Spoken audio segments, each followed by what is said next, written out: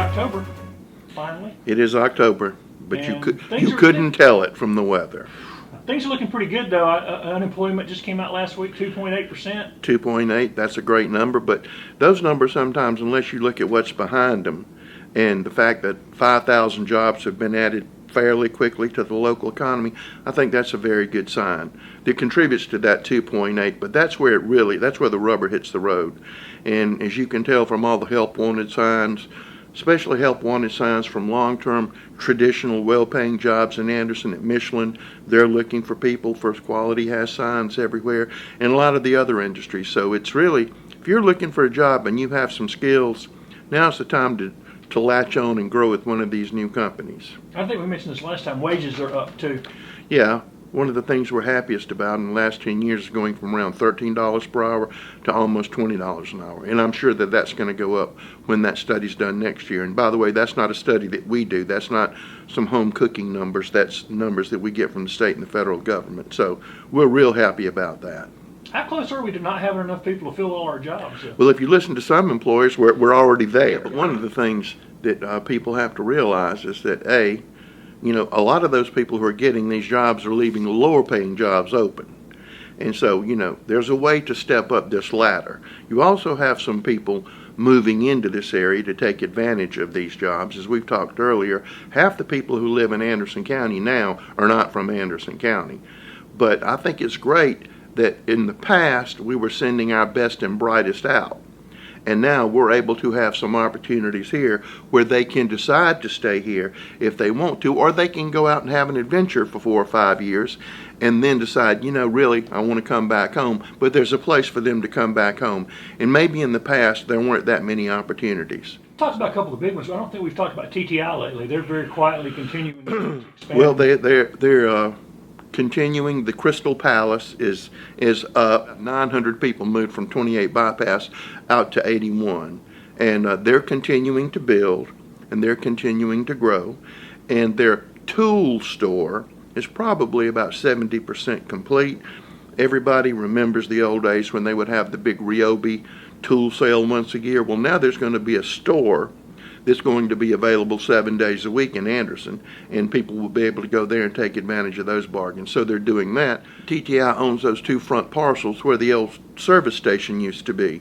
That's been cleaned up, and those are absolutely wonderful sites for a hotel and a restaurant. And we have a whole lot of people interested in locating in that situation, because a lot of people come to that facility for training from all over the world. So there's a huge demand for places to stay. And if you could be right out the front door, I think you'd have a lot of guaranteed business. Of course, if you have a hotel in Anderson now, if you saw the number on our Airbnb, our rate's 8th in the world, 278% increase, which I attribute to Lake Hartwell in the fishing tournaments. Because if it was just Clemson football, it would have been that way the year before and the year before. So something's going on. We mentioned before that if Lake Hartwell was a national park, it'd be the 10th most visited park in the country. Another interesting thing that we're doing, we are having people, if you go to Lake Lanier, they have resorts on Lake Lanier. If you go to Lake Norman, you have facilities, and a lot of these other lakes. But now we have interest from people who want to build campgrounds at Asbury Park, which used to be a vibrant campground, but they want to put it under private control. We have people who are looking to build lodges out on Lake Hartwell. We've had people interested in going to Andersonville Island and turning that whole island into a resort. And we're actively working with these people now. And as a matter of fact, we've had meetings with the investors and with the Corps of Engineers, and the Corps is completely on board on us doing something like this. TTI, when they came here, what they promised then and what we have now are 2 entirely different things. It was going to be big, but not... It was going to be big, but it wasn't going to be this big. It's like when we announced First Quality, it was big. It's going to be $1 billion. Well, it's $1.5 billion now. You always come in and set that bar low. A&E, our Irish switchgear company up here, they're looking to expand. I mean, everybody around here is expanding, and just in the last 2 weeks going visiting different companies and talking to different people. We need to make sure all of our industries know what all of our industries are doing, because there's a lot of cross-fertilization that we need to accentuate to push a little bit stronger than I think we have in the past, because I think we can just keep that money twirling around in Anderson forever and a day, and that's always the best way to do it. In Arthrex, I mean, they're making a deluxe screwdriver to put your hip on, and right up the road they're making every part for your body except things to do with your back. I just think this is absolutely fascinating, and Clemson is creating a multidisciplinary program to train people to go sell tools for Arthrex. And I call them tools, but it may be your joint or your ankle. I'm just hoping that they will move more here. They have 2 buildings up. I'm pretty sure we're going to see a 3rd, and I think we may see a 4th, but I really would like a whole lot more here. I'm pleased as punch with what we have. And how many jobs are we looking at total here? I think eventually there'll be 2,000 jobs there. I think we have about 120 people working there now. Remind people, we're talking about First Quality and Arthrex and TTI, of the importance of fee in lieu of tax agreements that have helped Anderson County become one of the fastest in the nation to recover from the 2008 depression. Well, there's a constitution that was done in 1895, okay? It was done by the agrarian reformers. One of the benefits that we got out of the agrarian reform movement was Clemson University, which is a good investment. The other thing we got was a very high corporate tax rate. And why did they impose a very high corporate tax rate? To make sure that industry didn't come here, so that we would have plenty of people to work on the farm for next to nothing. So, in its wisdom, 35 years ago off the top of my head, the state legislature formulated a plan that is found to be constitutional that allows us to bring that corporate rate down. The first fee in lieu ever done in the state of South Carolina was the Michelin plant in Sandy Springs. And so it allows us to be competitive with North Carolina and Georgia and all of these other places. And people say, well, you're giving too much away. Well, if they don't come here, that's zero. And a lot of people look at it as, here's a company and we're helping them, and I don't understand. Well, if you're hiring or employing 1,000 people, those people are buying cars. They can send their kids to school. They can get off the free lunch program. They can buy houses.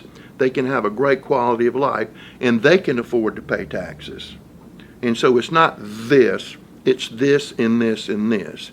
And I mean, we had a meeting, 4 counties got together last week, and that question came up, and Chairman Kervin of the Greenville County Council said it best. He said, if we don't have this, we don't have anything.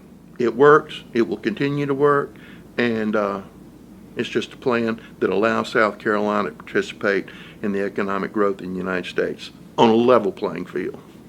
And in Anderson County, without it, we have no Michelin, we have no First Quality, we have no TTI. We have No, they would be Arthrex, going other places. I mean, TTI was looking at Charlotte and Atlanta. That's not what somebody told me. That's what I know. And all of these other companies, I'd just send they be here in Anderson and hire 1,000 or 2,000 people and pay them a whole lot of money so our people can have jobs and our people can do better. Green Pond, we're blowing up things right now out there to increase the handicap parking and make it more accessible. And then we have some super huge bass tournaments coming up, and that gets all over the country. I mean, we're written up in obscure magazines that nobody's ever seen, and they're talking about Lake Hartwell and they're talking about Green Pond, and that's why that Airbnb number is going up, and that's why these investors are coming here to look on putting resorts and hotels on Lake Hartwell. All of it's just feeding onto each other. And the Elite Series coming back in 2020. And the Elite Series coming back in 2020. I mean, you know, if we're not the capital of bass fishing, I don't know where it is. Well, you're talking about people looking for resorts. Has there been any discussion or thought of maybe a event center sitting up on the hill at Green Pond? Oh, there's absolutely. If I had $1 zillion, I'd go put one up there. It would be all made of glass. It would be up on that high hill. The jewel of the South, wouldn't it? It would be the jewel of the South, and you could look out and you could see all of Lake Hartwell and everything right there. It would be great. But here's a fun thing that we're fixing to do, and it's not fun. It has a real purpose. And I have to give credit to Mr. Hopkins and our other people. We're going to put underwater lights on the ramps. So you know, even if it's dark or it's daybreak or the sun's going down, you will be able to see those lights underwater. And I think that's going to be real nice. But if we had the Crystal Palace out there, that would be great. But one of the things we've run into, but we know it, we run into it, is we run into a lot of granite. But when you're across the old river from the granite capital of the world, you're going to run into granite. So we've decided to take some of those big boulders and we're going to be placing them strategically around the county. So we try to use everything that we have. Well, how soon are the lights going to be in? Do we know? Maybe in the next month or two. With it, it's going to come a lot of growing pains. Are we anything like security issues and stuff? I know you're getting Well, bathrooms out there. as you know, we put that brand new, beautiful bathroom out there, and we have a camera out there. As a matter of fact, we have more than one camera. So a couple of weeks ago, beginning precisely at 4:02, some visitors decided to deface that bathroom. Well, I'm happy to report that because we have that camera, 5 people have been identified, and they're in some state or process of being brought to justice for what they did. But we're putting cameras in a lot of places, and that's good and that's bad.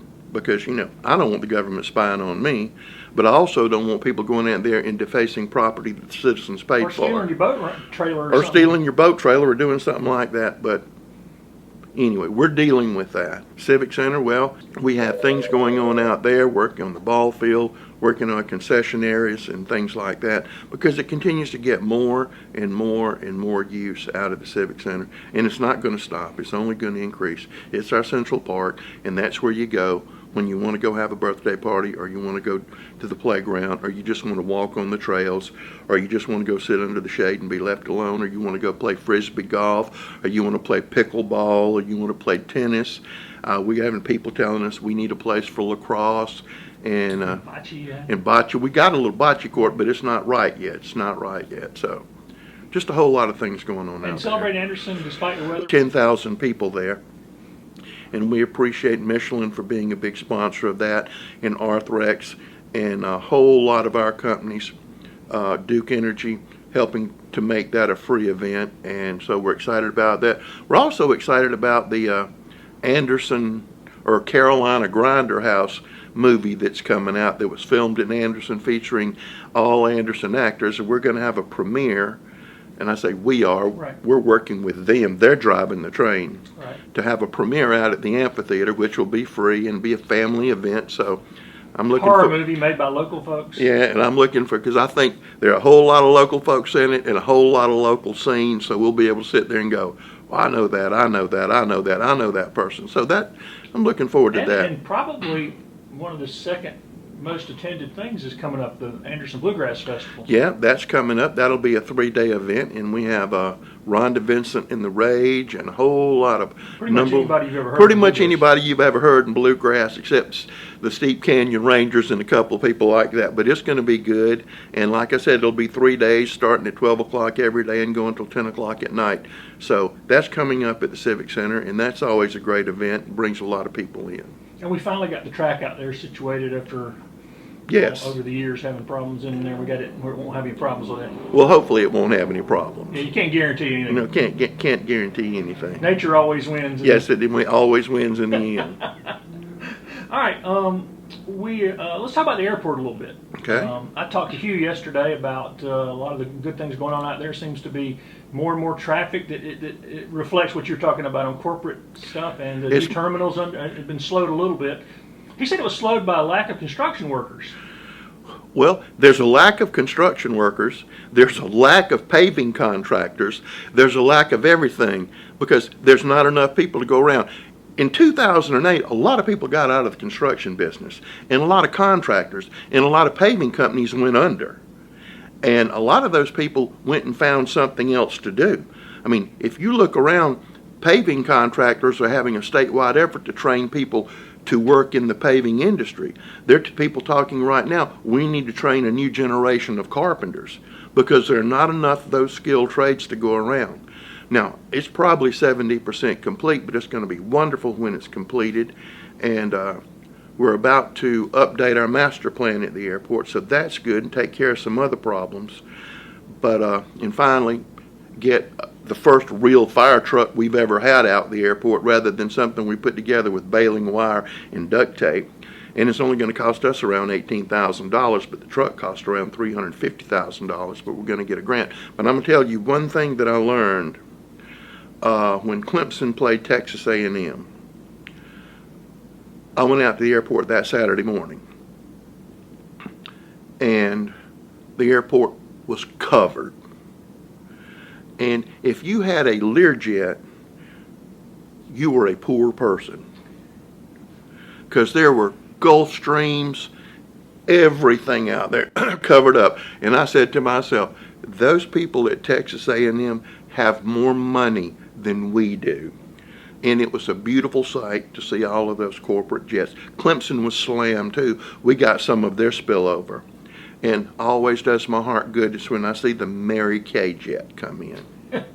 Because the lady who is, and I think she's the distributor for all Mary Kay in Texas, her daughter goes to Clemson.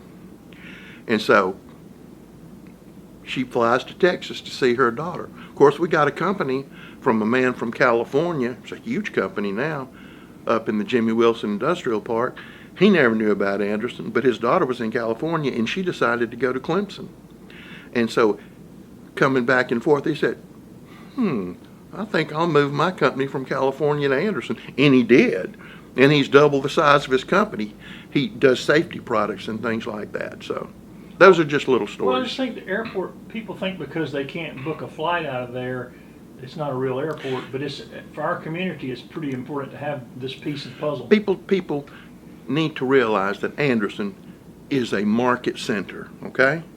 If you're in Abbeville, more than likely you're coming to Anderson. Greenwood, we get a lot of Greenwood traffic. You know why? Because we have a Target. We get traffic from Oconee and we get it from Pickens. But all of the counties on the other side of the river come here. This is where they come. And this is where they shop. And if you have an industry in Hart, Elbert, or something, and you're landing your corporate jet, you're landing here in Anderson. And we make our money at the airport on the sale of jet fuel. That's how that airport runs, and the airport supports itself. Tax dollars don't support it. Now, when we built the terminal, we put in some tax dollars to help that, but generally it runs itself and pays for itself. So you got the new terminal. We've got some other things going out there, sprucing up some things. We've got a big demand for increased number of hangars out there. We're hoping to work around that situation. The money that comes into the airport is really just gravy money. That is found money. And they come here, they'll get out, they'll probably eat somewhere, they'll take somebody out to eat, or they'll go to First Quality, they'll go to Arthrex, they'll do all these things. So, that airport is critically important to the vitality of Anderson County. And when we used to have air service, regularly scheduled air service, it was subsidized by the federal government all across this country. And when those subsidies died down, they said, well, we got to go where we make money. We have had 18 town halls. We had one last night in Powdersville, had 32 people in attendance. Attending all of those town hall meetings, and a meeting at Homeland Park last night. There's never been this many town halls. Not since the founding of Anderson County have there been this many town hall meetings. But it seems to be, just from attending most of these, is that everybody agrees that something needs to be done to the 1,534 miles of county roads. That's universal. How to pay for it is the issue. Now, a road fee has been proposed, but there's another proposal too, and that is to do a transportation penny sales tax and do that for 10 years. It would bring in $20 million a year. 30 to 35% would be paid for by people who don't live in Anderson. There would be no additional fee on your car or your property tax, and if you had that much money for 10 years, you could fix every county road. And again, and bring them up to speed. Bring them up so you don't have to get your car realigned every other day or there's not a pothole. And again, we're talking about the house in front of your house. We're not talking about 85. We're not talking about South Carolina 81. Those are state roads. They're 4 kind of roads. They're private roads that we don't touch because somebody decided they were private. They're the roads in the city by law that the city must maintain. Now, we would share this money with the city because they're Anderson County residents too. They're state roads and they're county roads. State has 1,250 miles of state road in Anderson. We have, again, 1,534 miles. And so we need a revenue source to take care of those roads and to make it as easy as possible. Because what I'm telling you, it seems to be the consensus in these meetings that we wouldn't mind a penny sales tax, and they realize that a lot of that would come from people who get gas on 85 and get a hamburger and go on through. So again, that's almost like found money from people coming through. So that seems to be gaining a lot of steam right now.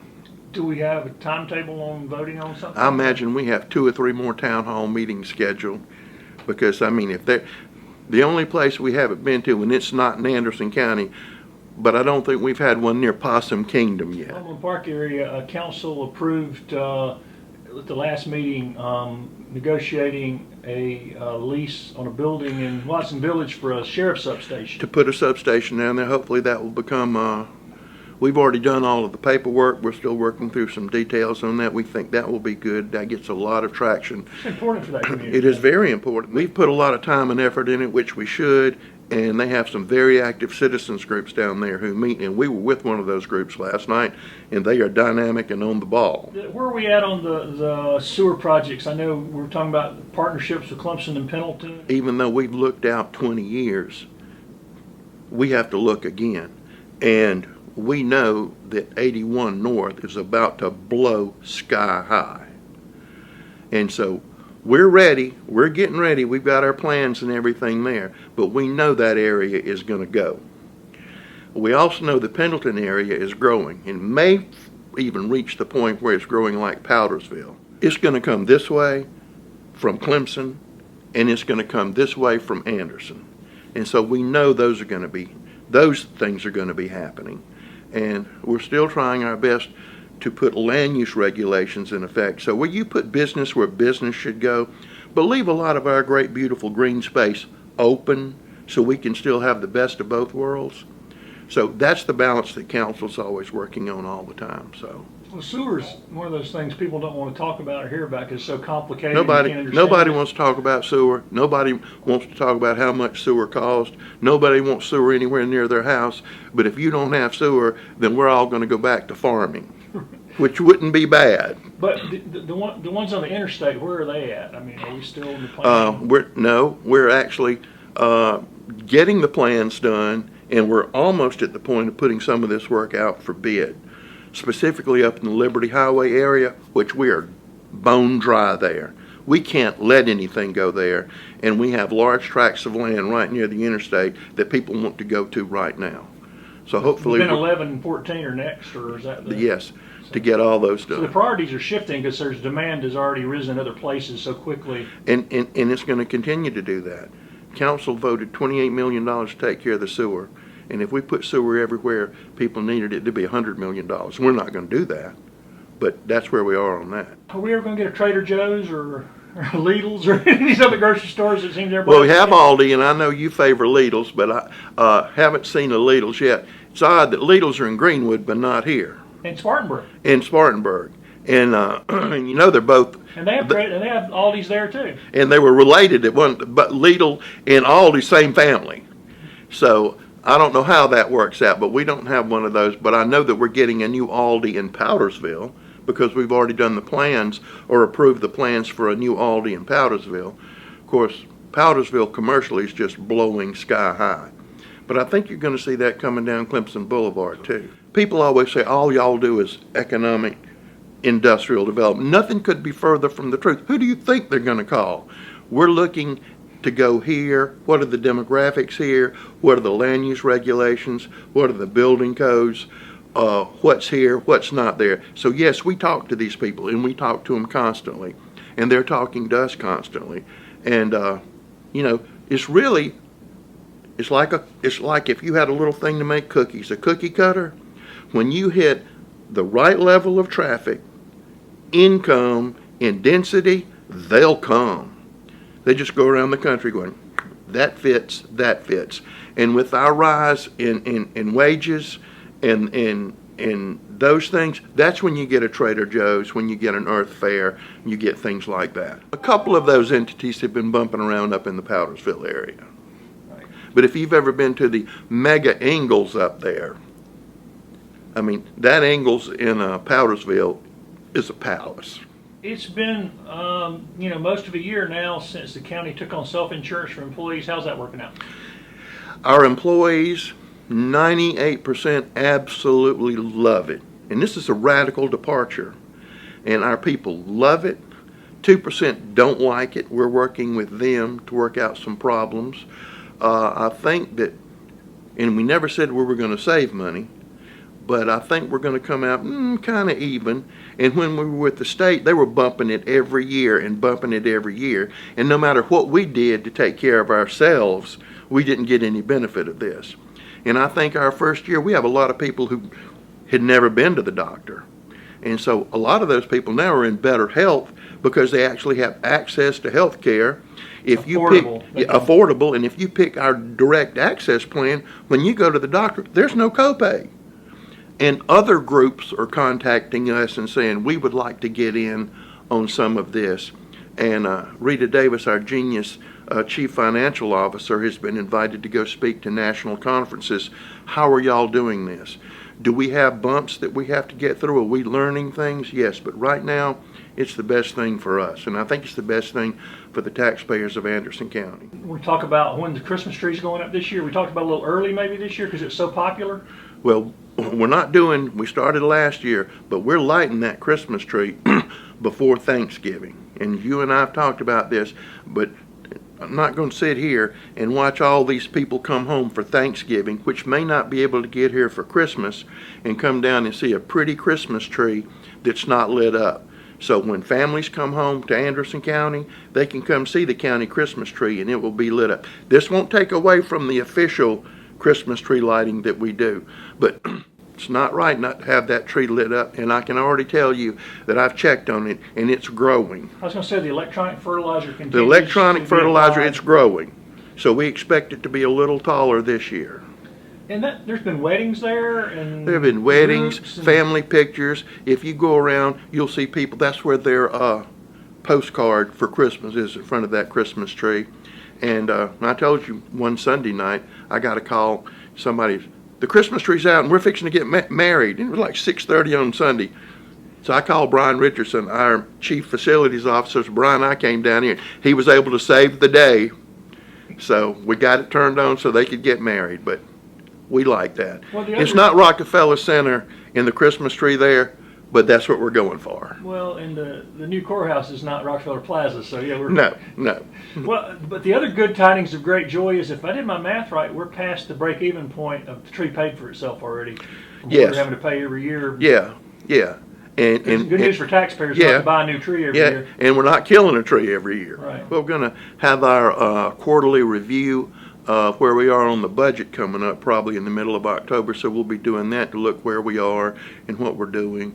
And we're still tweaking things. Still one of the things the council I think is very happy about is when they brought our salaries for our sheriff's deputies in line. We were becoming the training ground for police departments and sheriff's departments all across the state. And I think our people leaving our sheriff's department, that's not the only part, but they're not being forced to leave to go feed their families because they can go make some money somewhere else. And so council's very pleased with that. And I think the sheriff's department's very pleased with that. It just seems like everybody's working well together. And the county and the delegation work well together. So everybody seems to be on the same sheet of music.